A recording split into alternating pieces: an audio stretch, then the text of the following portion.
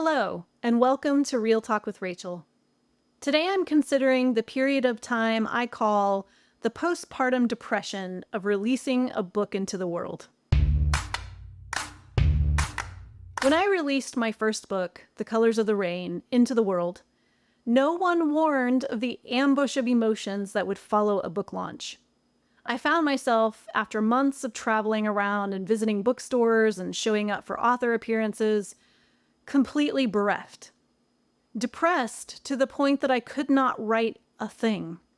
I felt rudderless and empty. I kept thinking, what am I doing with my life? Nobody even cares. I've since discovered that this is not so unusual a thing among writers. In fact, it happened with my second book release.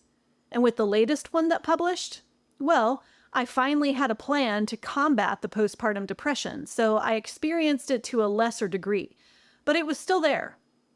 Why? The best way I can explain this phenomenon is likening writing a book to a pregnancy, a birth, and the time period after that birth. The release of a book is euphoric.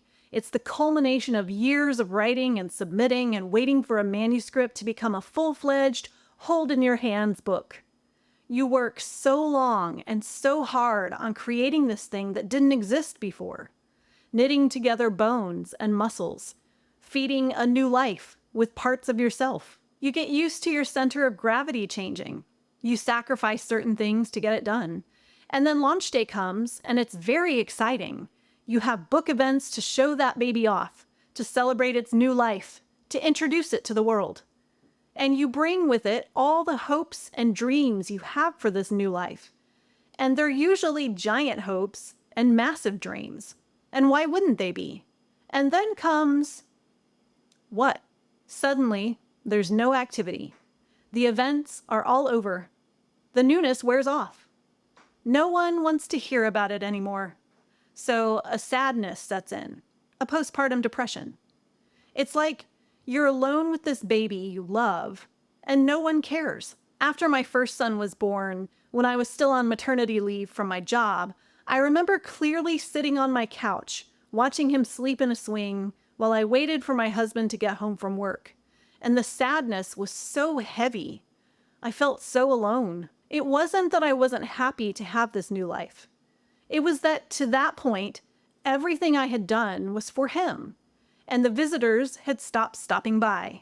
And it was like no one remembered that I was a new mother, and I had no idea what I was doing. Maybe that analogy is a little too far-fetched for you, but I felt a similar sadness when my books launched into the world. Every book matters to me, but for everyone else, it's just another book. A book that doesn't capture the public's attention feels like it launches into a giant void. Was this all there was? What was I doing with my life? I guess what I want you to know is that you aren't alone in your post-book release sadness. And if it progresses to depression like it did for me, get help. I've listed a few resources in the description for this video. And remember that a book is not the whole of your worth. You are loved and valuable and precious just because you're you. One of the best things we can do, if we're able, to combat this sadness is to get started on writing something new. The act of writing can heal. And readers, be kind to authors. They've worked hard for that book you hold in your hands, and they might be in various stages of post-book release depression. Thanks for listening to my Real Talk. Be sure to subscribe to my channel for videos about books and writing and more videos like this. See you next time.